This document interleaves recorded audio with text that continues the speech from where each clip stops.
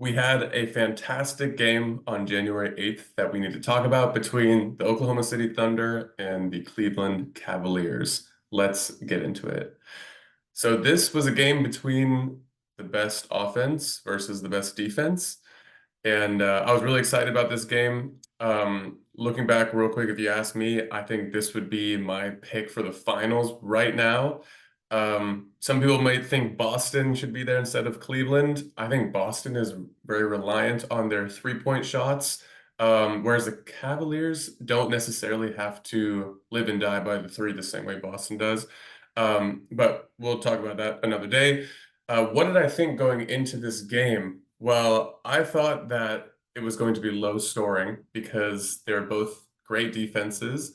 That did not prove to be the case. While they were still exhibiting great defense, the offensive execution was just really good by both teams. And then looking at the starting lineups, where I thought each team had some advantages was Cleveland with Mobley. I thought Mobley was going to have a big game.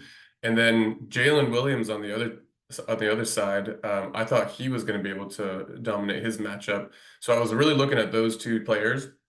Um, but a few things that stood out to me from this game is number one, Isaiah Hartenstein. He was doing everything on, sorry, not everything. He was really effective on defense and on offense. And he was just doing things like one-handed passes in transition, and playing great defense around the rim on the defensive side. But what I've noticed about him is that he has a signature floater. We have to call it a signature move now. It's the Isaiah Hartenstein floater. He's like, it doesn't matter if he's parallel to the baseline or if he's right in front of the basket. If he's anywhere between like 8 and 10 feet, he can just do that left-handed floater and it goes in, I think, every time. I was counting during the game. I don't think he missed one. He made 7 of them, which is really hard. And like that's not an easy shot to perfect either. But I think that's a really interesting style of his. Whereas most bigs, you think, oh, if you're that close, just take one step and try to yam it on somebody. Isaiah's not necessarily like that. He likes to just finish with that floater and kind of stay away from the basket on those. But he was playing really well, and we'll get into more of his involvement in the game later. Max Strus stood out to me. He was shooting lights out, shooting with in complete rhythm and with total confidence. And he was 3 for 3 to start the game. The box score will say 2 for 2, but he made a three where his foot was out of bounds.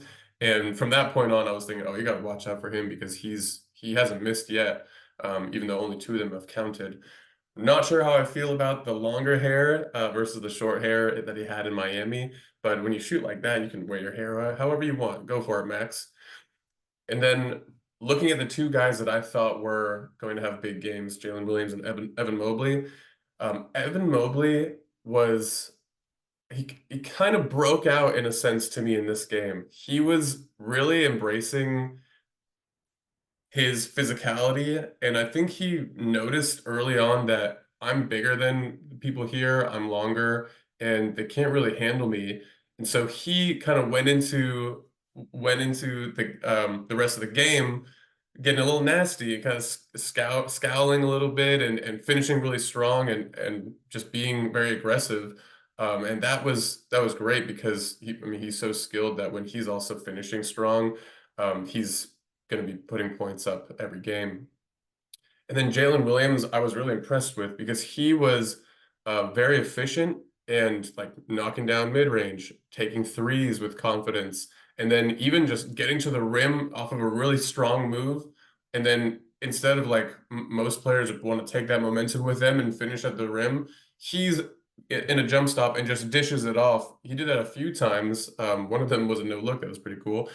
And I was just really impressed with his poise. Like he's a young guy too. He's playing arguably the best team in the East, and he was kind of making things happen on his own. And then we'll just give Shea a quick mention. He was outstanding, even though he didn't shoot great. All of his misses were pretty close. And it's just so impressive to see how he can get his shot again against anybody in the league. and the whole team just feeds off him and his defense, which is awesome. Quick Donovan Mitchell note in this game. Everyone is kind of like crapping on him after the game for having a bad game. And I understand the shooting numbers didn't look good, but he was actually playing really well. He just wasn't making shots for well, all game basically.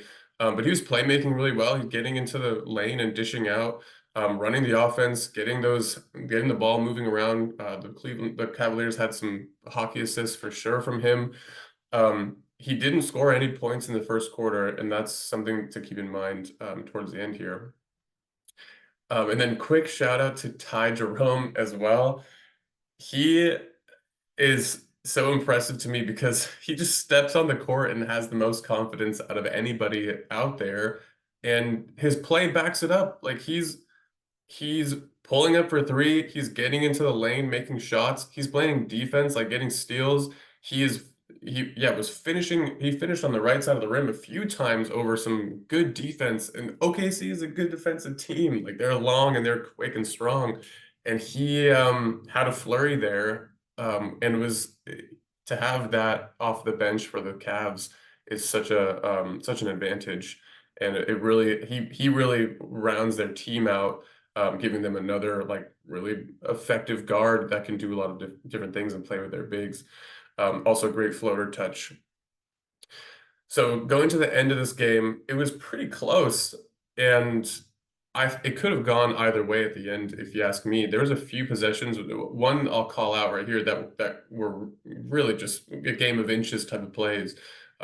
It's the Thunder are down by 5. It's 122 to 127, and the Shea has the ball, and he just went to his left and did like one of those scoop layups with a left hand. He had made like 2 of them already in the game, and he just missed that one. And I think it was Mobley or Allen was defending, but those guys were then out of the play because they were contesting his layup.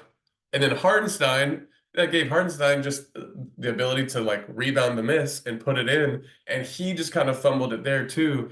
But if either of them had made that shot, it would have been 124, 127, whole different game. But instead they missed it, and then uh, Darius Garland comes down and just does one of his 4 or 5 finger rolls at the rim, where he just gets by his man, gets in the lane, and just finger rolls it right at the rim. So that was like a big momentum shifting possession in my eyes, and one of the few examples where it could have really gone either way. But in the end, it went Cleveland's way. I think their twin towers were the difference in the game here, and it really put a lot of pressure on Isaiah Hartenstein, because there was times when he had to come up and defend the pick and roll, and then he's switched off and he's guarding Darius Garland out by the 3. Garland knows he can just shoot a 3 over this guy because he's got the 2 bigs down low who are going to be there for the offensive board. That's exactly what happened, one of the plays at the end. And I think, yeah, the Cavs managed to win this one. I am really excited for this potential finals matchup. I would be super into each game. Hope it goes 7.